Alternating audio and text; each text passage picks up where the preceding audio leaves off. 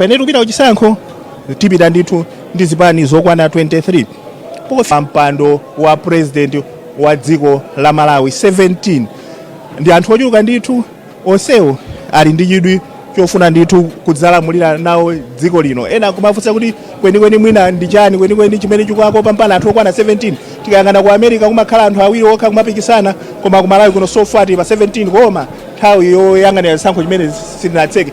Apanso timaona ena aona za mabungwe omwe si aboma a Benedicto Akondowe yandikirani kuti mwapatse moni a Malawi ndiponso choyambirira tikulandireni Akondowe. Zikomo kwambiri. Mwambo umenewu walero official launch ya campaign ndofunika motani?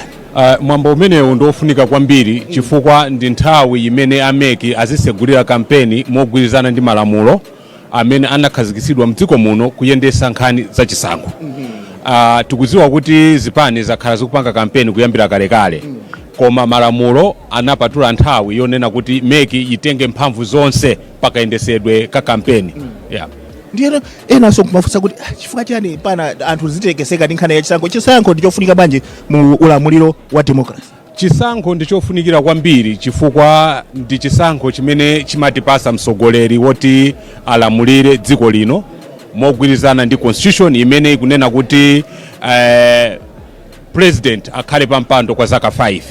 Ndiye chisankho ndichofunikira chifukwa chimathandiza kuti tisankhe msogoleri amene ifeyo ngati dzika tikumfuna kuti atisogolere kutengera zimene ife tikufuna kuti zichitike mdziko muno. Ndiye ndi nthawi yofunikira kwambiri chifukwa chake nthawi zonse timalimbikisa Malawi kuti akathe kulembesa komanso amene alembesa akavote pa 16 September 2025. Pamene tikuyamba 60 days imene inuyo ngati amabungwe mwina roho yanu ikhale yotani? Gawo lathu lalikulu ndi kuphunzitsa Malawi kufunika kovota, kuphunzitsa Malawi nkhani yopitisa pasogolo bata ndi mtendere, komanso kuonesesa kuti nthawi imene zipani zikupanga kampeni tisabwerese zinthu zimene zingapangise kuti zisankho zimene zikubwera kusogoloko zizakhale mwina zaziwawa. Ndi nkhani yofunikira kwambiri kumbali ya ife amabungwe, komanso tizitha kumapanga kauniuni pa Chingerezi smart monitoring kuti kodi zipani zikupanga bwanji kampeni yawo chifukwa kampeni iziyang'ana zinthu zimene Malawi akufuna imene timati issue based campaign wosati kungotukwanizana. Tikudziwa kuti anzathu andale amakonda kwambiri amati kusuka mkamwa zimene zimakhala kunyozana. Ndiye tikunena kuti yayi kampeni imeneyi ikhale yomayang'ana zinthu zimene iwowo angathe kupanga kuti akonze miyoyo ya Malawi ipite pasogolo. Nthawi imene iso ndi imene pamabwera bodza, promises and lies. Inu ngati amabungwe muonesesa bwanji kuti mwina bodza lichepe? Ndizoonadi tikatengera 2019-2020 pati zambiri zimene zidalonjezedwa zimene pakadali pano sizinakwanitsidwe. Ife ngati amabungwe posachedwa apa mwina wiki yamawa tikupanga launch Citizens Manifesto.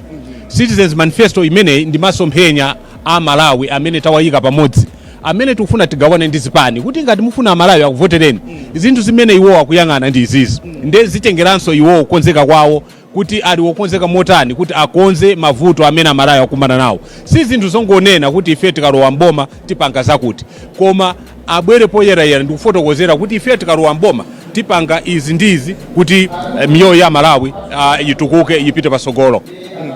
Akondowe tikuthokozeni kwambiri tibwereso nthawi ina kuti mudzati kufotokozere bwino lomwe zina zochitika kuno. Pakadali pano tikuona kuti akuluakulu a Malawi Electoral Commission makomishona zero amenewa akulowa mchipinda chimenechi kuti azakhazikitse kampeni ya 2025. Bere montola nkhani wathu angotonetsera pang'ono mdibiti umenewu wa akuluakulu a MEC pamene akulowa mchipinda chimenechi kuti zonse ziyambike. Pakadali pano tilere kuti chipinda chimenechi chadzadza ndithu ndi akuluakulu osiyanasiyana amene anafotokozera nzanga Mese Matonga. Pabwera ndithu achipembedzo, pabwera achitetezo, pabwera a civil society, pabwera andale, pabwera osiyanasiyana. Amene akuyendetsa mwambo umenewu ndi mneneri wa bungwe limene la Malawi Electoral Commission Sangwani Mwafuliro pa nthawi ino National Anthem.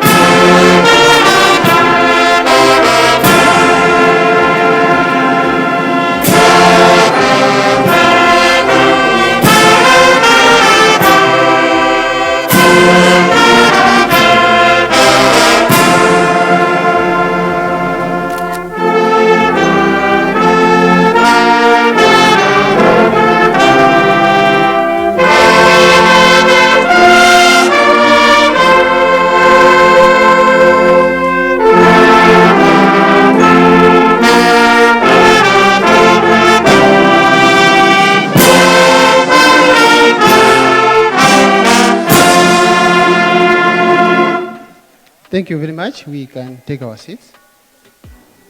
Honorable Chairperson of the Malawi Electoral Commission, Commissioners of MEC, CO, your deputies and all colleagues from the Malawi Electoral Commission, allow me on your behalf to welcome each and everyone else in the House.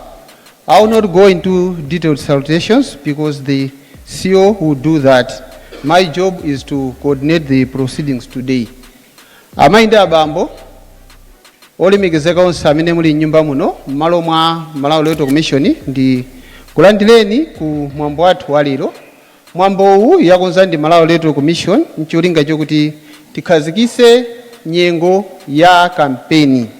Ndi kukhala dziko lopa Mulungu tayimba nyimbo ya fuko lathu, koma mndoleso ndiyitane Bishop Fanuel Magangani kuti azatitsegulire ndi pemphero. Zikomo kwambiri.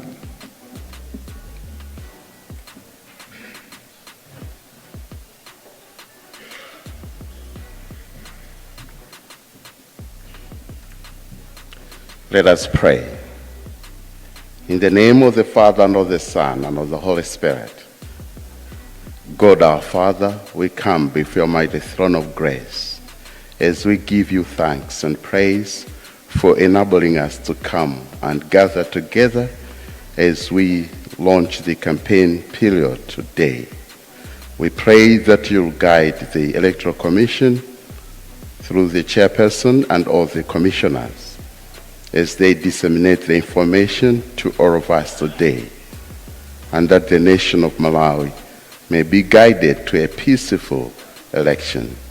And we pray that you'll be with us today, that all we do will glorify your name. This we ask through Jesus Christ our Lord, who lives and reigns with you in the unity of the Holy Spirit, one God, now and forever. Amen.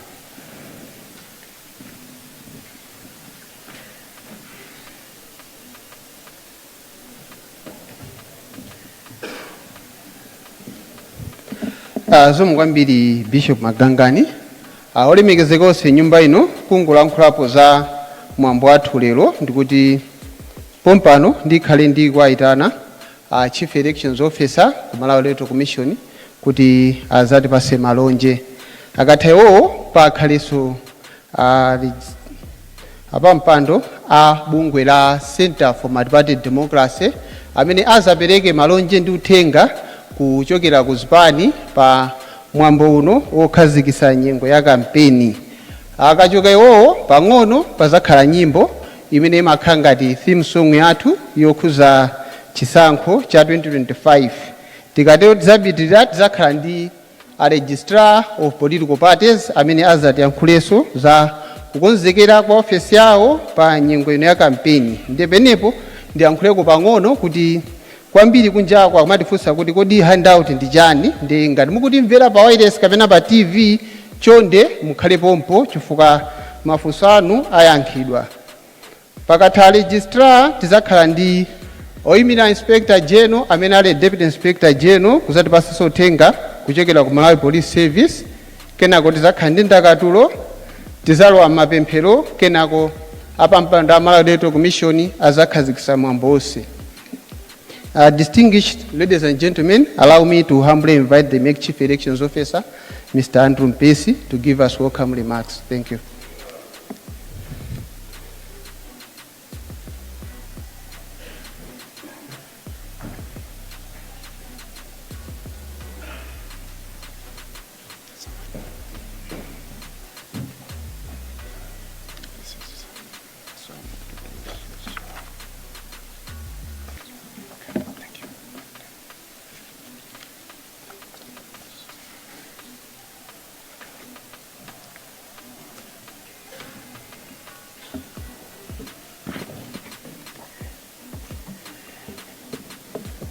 Zikomo kwambiri bambo Sangwani Mwafulirwa chifukwa choyendetsa mwambo uno tsiku la lero. Good morning, ladies and gentlemen. The Honorable Chairperson of the Malawi Electoral Commission, Justice Annabel Ntalimanja, Commissioners of the Malawi Electoral Commission, the Deputy Chief Elections Officer for the Malawi Electoral Commission, Mr. Andrew Kankwalala, and the Acting Deputy Chief Elections Officer responsible for operations, Mr. Hastings Bota, Commander of the Malawi Defense Forces, General Paul Valentino Piri, and the Deputy Inspector General of Police, responsible for administration, Dr. Noel Mloka Kaira, Principal Secretary for the National Registration Bureau, Mr. Mpatso Sambo, all Principal Secretaries and heads of various government departments and agencies, District Commissioners, and the Chief Executives of all councils, local government councils present here, officers in charge of various police formations across the country who are members of the multi-party liaison committees in various districts, the registrar of political parties, Dr. Kizito Tentani, the chairperson of the Center for Multi-Party Democracy, Honorable Ben Chakame, and all board members of the CMD herein present, the secretaries general, directors of elections, and directors of campaign, and directors of youth, and all leaders of the political parties herein present, the executive director for Center for Multi-Party Democracy, Mr. Boniface Chibwana, the Public Affairs Committee Board Chairperson, Monsignor Dr. Patrick Tawale, and all members of the officiating clergy that are here with us this morning. The Deputy Representative of UN, Deputy Representative Mr. Chara Getachew, and the Technical Advisor on Elections from the UNDP, Mr. Otieno, High Commissioner for the Republic of Morocco, Your Excellency, Naji, Political Officer at the United States Embassy, Mr. Itan, Corporate Service Manager for the South African High Commission, Ms. Nigrin, German Embassy Chargé d'Affaires, Mr. Andreas Hartmann, Head of Mission, Embassy of Ireland, Your Excellency Kate Brady, High Commissioner for Republic of Zambia, Mr. Bennett, Governance and Political Advisor for the British High Commissioner, Natalie Michel, Embassy of Ireland, Head of Mission, Your Excellency Kate, I think I've mentioned that twice, Deputy Head of Mission, Mr. Ronan Sweeney, Governance Advisor, Ms. Chikondi Madamuse, U.S. Embassy, Political Affairs and Political Scientist Nathan Nkamanga, the Ambassador of Norway, Ms. Ingrid Mickelson, and all ambassadors and diplomats here present. If I have not mentioned your name, it means those that we are doing these salutations on paper, they have not included them here, but just understand that you are well recognized. And all international organizations and civil society organizations that are here, the academia, the executive director of NICE, the media, and all invited guests, ladies and gentlemen.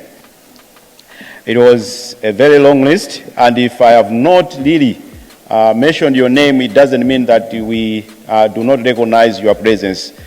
Kindly note that we do actually recognize your presence. Lero ndi tsiku lachimwemwe kwambiri kwa ife abungwe la Malawi Electoral Commission komanso mtundu wonse wa Malawi, ndipo ndifuna ndikulandireni mwapadera nonse amene muli muno kuti mumvere pansi pa mtima wanu kuti muno mwalandiridwa, komanso onse amene akutimvera pa wireless komanso pa masambo a mchezo, mwambo waukulu wokhazikitsa nyengo ya kampeni malingana ndi chisankho chomwe chikubwera pa 16 September. Tinalembetsa amene tili muno tonse, nenani mudalembetsa, paliwena apa mubulembetsa. Amayi ndi abambo, nyengo ya kampeni ndipo mwe wonse opikisana pa chisankho komanso zipani za ndale amakhala otanganidwa kupangisa misonkhano, kuwafotokozera anthu fundo zawo ndi cholinga chowakopa kuti adzawavotere. bungwe loyendetsa zisankho linaganiza zokhala ndi mwambo waukulu ngati uwu pa tsiku lino loyamba la nyengo ya kampeni ndi cholinga chotumiza uthenga motsimikiza ndi kulengeza kuti nyengo ya kampeni yayamba. Komanso kwakukulu timafuna tipereke mpata kwa onse amene akutenga nawo gawo komanso amene ali ndi udindo kuti alingalire kuti akapanga kampeni munyengo imeneyi azipanga kampeni yawo mopanda ziwawa. Amayi ndi abambo, nyengo ya kampeni imapereka mwayi mpata kwa anthu amene analembetsa mukaundula kuti akumane ndi opikisana ndi kumvetsetsa zomwe akulonjeza kuti adzakwaniritsa akadzasankhidwa, kumvera fundo zawo zonse amene akupikisana pa chisankho. Zimaperekanso mwayi kwa ovota kuti akhale ndi kuthekera kosankha amene akufuna kuti amuvotere malingana ndi fundo zake zabwino. Olemekezeka amayi ndi abambo, bungwe loyendetsa zisankho limazindikira kuti mutu umodzi sumatani suseza denga. Ndi chifukwa chake lero tayitana onse okhudzidwa ndi zisankho munjira zosiyanasiyana kuti akhale nawo pa mwambo uno.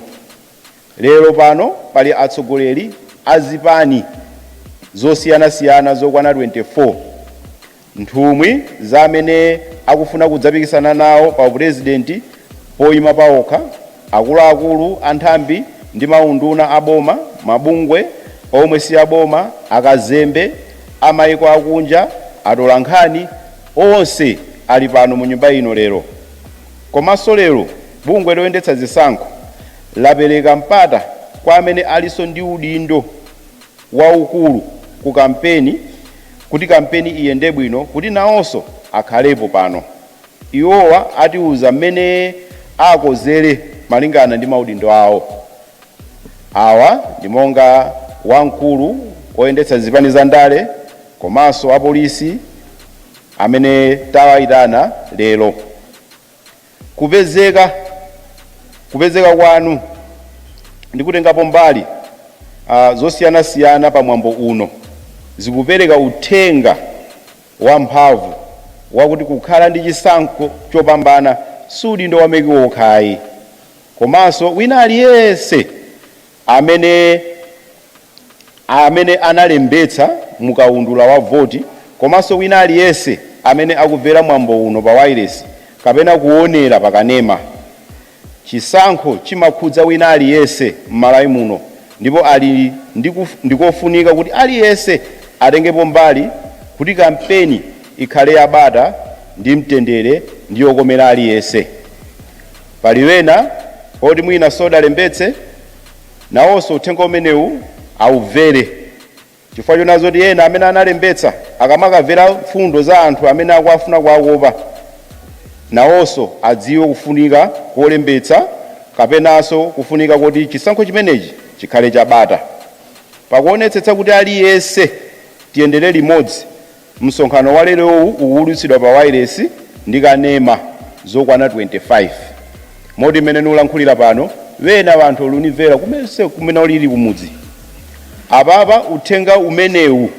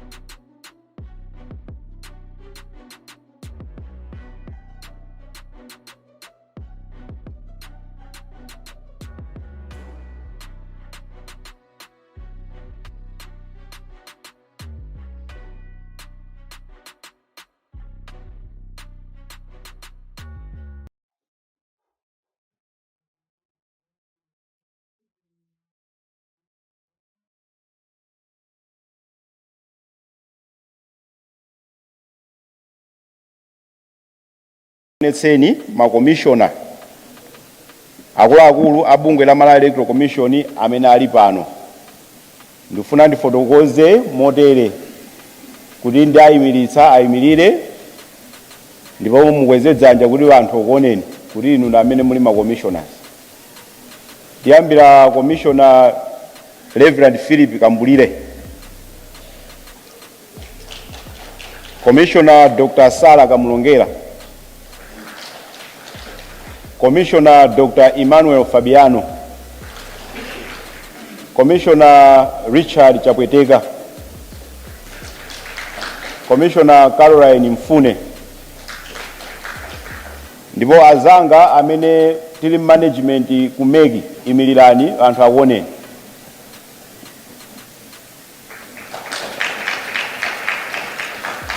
Ambuye akudalitseni inu amene mukuyendetsa mwambo amafulirwa, bwerani mudzapitirize mwambo. Zikomo kwambiri.